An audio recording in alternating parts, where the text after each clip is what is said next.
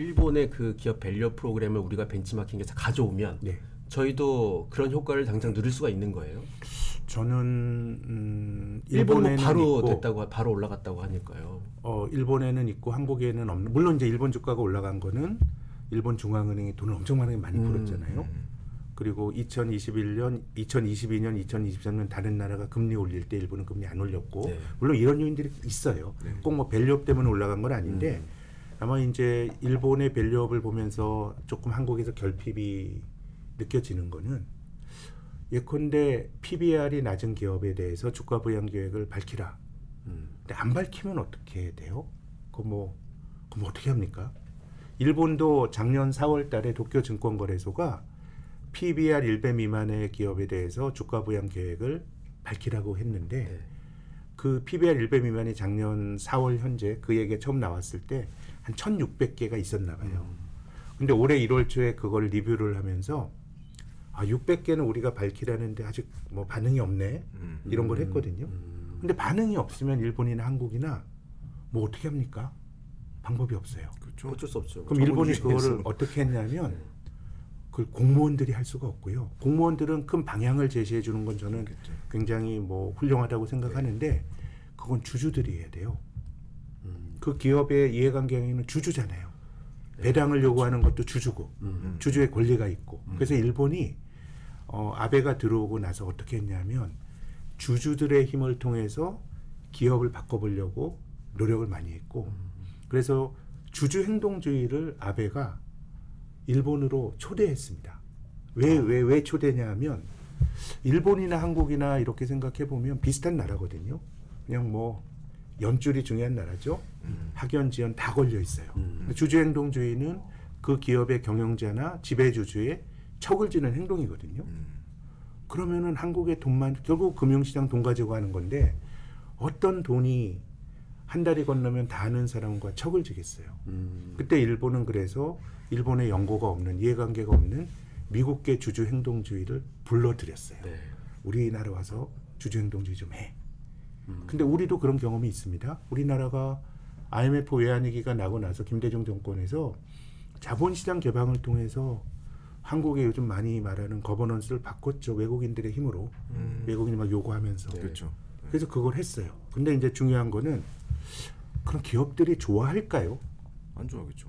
막 이것저것 요구하니까, 물론 이제 주주권이란 건 중요하지만 기본적으로 그 자본시장의 요구는 다분히 단기적입니다. 맞아요.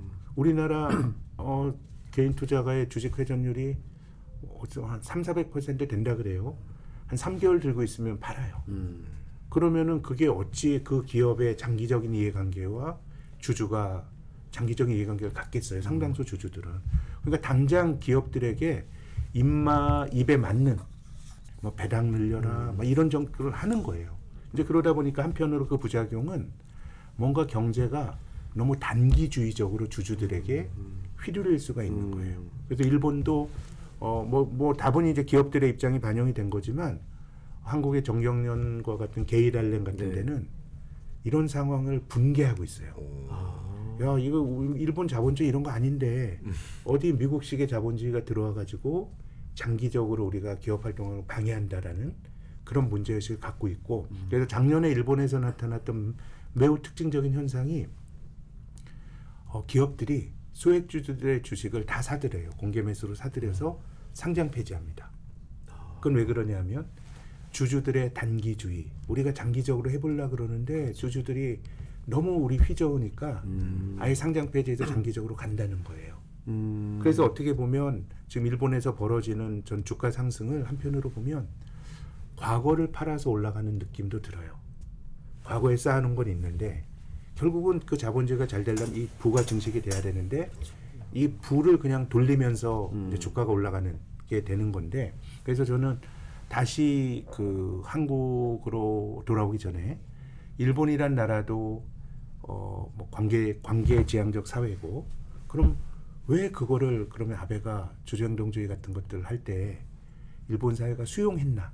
어쨌든 수용하니까 일본 사람들이 그런 활동하는 건데. 그래서 특히나 이제 외국계 자본들이 들어오고 이런 사람들이 이제 뭐 솔직히 우리나라 주주행동주의 얘기를 하게 되면 되게 뭐야, 외국계가 왜 와가지고 우리나라에서 돈 내셔널리즘을 발동하죠. 그렇죠. 어디 뭐 그 우리 돈 먹고 튀고 우리 이렇게 뭐 몇몇 생각하죠. 대기업은 이 대기업이 한국을 먹여 살린다라고 하는 뭐 옳고 그르건 간에 그런 관념이 존재하는데 어디 뭐 외국계 뭐 펀드가 와가지고 한다 그러면 한국은 내셔널리즘이 발동할 수 있는데요. 사실 저는 일본도 그런 나라였어요.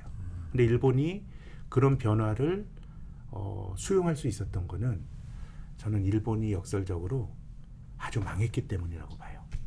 우리나라가 IMF 외환위기를 겪으면서 지금 생각해 보면 그들의 정책이 다 합리적인 것도 아닌 것도 있지만 그냥 다 수용하는 거예요. 그래서 아베가 들어오기 직전의 상황을 생각을 해보면 일본이 거의 뭐 주식으로 치면 89년이 고점이고 부동산이 붕괴되기 시작한 건 91년부터 붕괴됐어요. 잃어버린 20년을 보냈어요. 그러니까 뭐 뭘 해도 안 돼요. 그러니까 지금 우리가 하는 뭐 중앙은행의 양적 완화, 코로나 때 뭐 돈 푼 거 미국이 푼 거 일본이 더 먼저 했어요. 막 소비가 안 되니까 상품권 나눠주고 2000년대 초에 중앙은행이 채권뿐만 아니라 주식까지 사는 이런 거 했는데도 안 됐어요. 안 됐을 때 일본인들이 선택했던 건 2009년도에 정권을 한번 바꿔봤어요. 자민당이란 보수정당이 장기 집권하는데 민주당으로 바꿨죠. 근데 뭐 민주당으로 큰 변화를 줬지만 그들의 무능력만 확인하고 정권을 잃어버렸어요. 그리고 2011년 3월 달에 동일본 대지진이 있었죠. 저는 일본이 지진 많은 나라지만 아주 실존적으로 전 일본인들이 야 이제 하늘도 우리를 안 도와주는구나라고 생각했을 거예요. 그러니까 그때 등장한 게 아베고요. 그러다 보니까 이 사람이 칼을 휘두르는 거에 대해서 아무도 저항하지 못하고 그냥 받아들인 거라고 저는 생각해요. 그런 점에서 보면 우리도 저는 뭐 밸류 프로그램이 주주 행동주의나 이런 것들이 수반이 돼야 된다고 생각하는데 그것이 장기적으로 한국 경제에 도움이 될 거냐 말 거냐는 또 다른 측면에서 부작용도 있을 거라고 보지만 주주들 입장에서 보면 그게 있어야 된다고 보거든요. 그럼 과연 한국이 그런 것들을 수용할 준비가 되어 있는가. 앞으로의 관전 포인트는 우리가 뭘 민간에서 할 수 있는 그런 발판이 마련이 되느냐가 되게 중요하고 그런 점에서 떠오르는 게 스튜어드십 코드예요. 이게 그 문재인 정권 때 국정 과제였어요. 기관 투자가들의 주주권 행사를 통해서 한번 지배구조를 바꿔보고 하자는 건데 그게 안 됐던 것도 이 주식이라고 하는 거는 이게 평등한 거 아니에요. 우리가 투표할 때야 1인 1표지만 주식은 1주 1표예요. 100주 가진 사람이 한 주 가지는 발언권이 100배 있는 건데 스튜어드십 코드가 실패했던 이유는 그럼 기관 투자가들이 해야 되는데 한국의 기관 투자가들이 주식이 없어요. 예, 물적인 토대가 없어요. 한국의 기관 투자가 중에 주식이 많은 거는 연기금밖에 없거든요. 그렇죠. 그럼 연기금이 일일이 기업의 거버넌스에 의견을 밝힌다고요?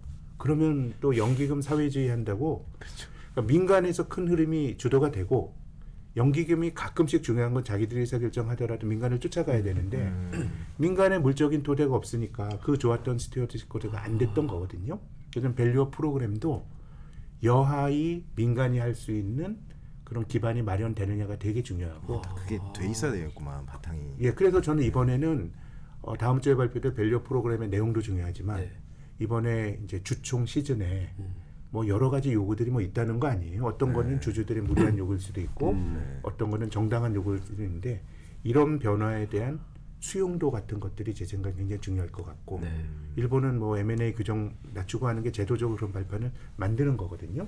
그래서 이제 상법 개정안도 논란이 많죠. 지금 이제 기업단체에서는 원치 않고 앞서 말씀드린 뭐 너무 단기주의로 뭐 그런 주장할 수 있다고 봐요. 그런데 어쨌든 투자자의 입장에서는 그런 제도적 변화가 투자자 입장에서 좋은 변화입니다. 그래서 그런 것들이 수반이 될 거냐 뭐 이런 것들이 장기적인 관전 포인트라고 저는 봅니다. 민간의 힘을 기르는 게 이제 중요하다. 네. 이런 얘기하시는데 사실 그거는 일본도 되게 긴 시간이 걸린 거잖아요. 어떻게 보면. 네, 그렇죠. 그렇죠. 근데 지금 우리는 그 긴 시간을 기다릴 여유는 없을 것 같고요. 네, 네. 그러면은 당장 예를 들어서 이제 그 이번에 기업 밸류 프로그램에서 강력한 규제라 그 권고가 아니라 네. 뭔가 이렇게 강제, 강요 뭐 이런 것들이 나오지 않으면 큰 효과를 과연 정말 볼 수 있을까? 장기적으로 봐야 된다고 저는 봅니다. 앞서 말씀드린 이토 리포트가 나온 게 2014년 8월이고요. 예. 아베가 주주행동주의자들 일본에서 좀 해주세요라고 하는 기업들의 반발을 무릅쓰했던 것도 그때고 네. 한 2019년부터 이제 일본의 주주권 행사가 아주 비약적으로 늘어났으니까 한 5년의 시간이 이제 걸린 거고요. 그래서 이것도 너무 단기적인 이슈로 바라볼 문제는 아닌 것 같고 이것이 그 나라 금융시장의 플레이어와 네. 문화와 주주권에 대한 태도 이런 변화들이 결국은 같이 수반이 돼야 가능한 거 아닌가라는 게 제 생각입니다. 그러니까 장기적으로는 주주들이 해야죠.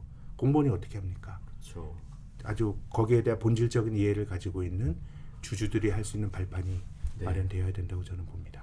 사실 많은 사람들이 그 기업 밸류 프로그램 때문에 이제 주식 저 PBR 주도 많이 사고 네. 그러면서 주가가 되게 오른 면도 있는데 만약에 말씀하신 대로 사실상 본질적으로는 권고안이 될 수밖에 없는 거잖아요. 네. 그러면은 막상 26일 날 뚜껑을 딱 까봤는데 그러니까. 그런 얘기들만밖에 없으면 물론 장기적으로 보는 게 맞긴 하지만 뭐 저는 그럴 수도 뭐 단기적으로 실망 네. 뭐 매물이나 네. 이런 게 나올 수도 뭐 있다고 생각합니다. 주가가 또 확 빠져나갈 자금이 또 확 빠져나갈 수도 있는 거고요. 네, 이거 어쨌든 뭐 좀 긴 호흡에서 봐야 될 부분인 것 같고 그리고 또 최근에 저 PBR 관련해서 철저하게 좀 주주 환원의 관점에서 해석하실 필요가 있고 네. 그럼 최근에 오른 종목들 중에서 저 PBR인 건 맞는데 그 자산이 주주 환원을 하기가 힘든 자산들이 있어요. 예컨대 자산은 많은데 내가 영업하는데 필요한 자산이에요. 그럼 그게 저 PBR이라고 하더라도 그건 뭐 영업의 기반을 그 깨트리면서까지 배당하는 건 좋은 건 아니잖아요. 할 줄도 없고 그렇기 때문에 조금 이제 다 같이 올라갔는데 예컨대 이제 기업이 가지고 있는 자산의 질이나 네. 좀 유효 자금이 있어야 돼요. 예, 유효 자금이 있어야 되니까 뭐 그런 것들의 기대가 형성이 된다 그러면 저도 뭐 우리나라 관료들도 이걸 뭐 단칼에 뭐 해결하고 쉽게 뭐 못한다는 걸 알 거고요. 네. 보다 이제 긴 관점에서 또 그 자체가 저평가된 거니까 투자의 대상으로는 또 우리가 가져갈 수 있는 주식이에요. 특히나 배당이나 이런 게 바뀐다 그러면 말씀하신 것처럼 뭐 그 좋은 거잖아요. 저평가돼 있고 배당도 받을 수 있다 그러면 네. 그래서 좀 뭐 너무 진보한 얘기지만 자산에 따라 옥석도 가려야 되고 조금 긴 호흡에서 접근을 뭐 기대감으로 오른 건 제 생각에는 올 초에 꽤 많이 이미 올랐다고 봅니다.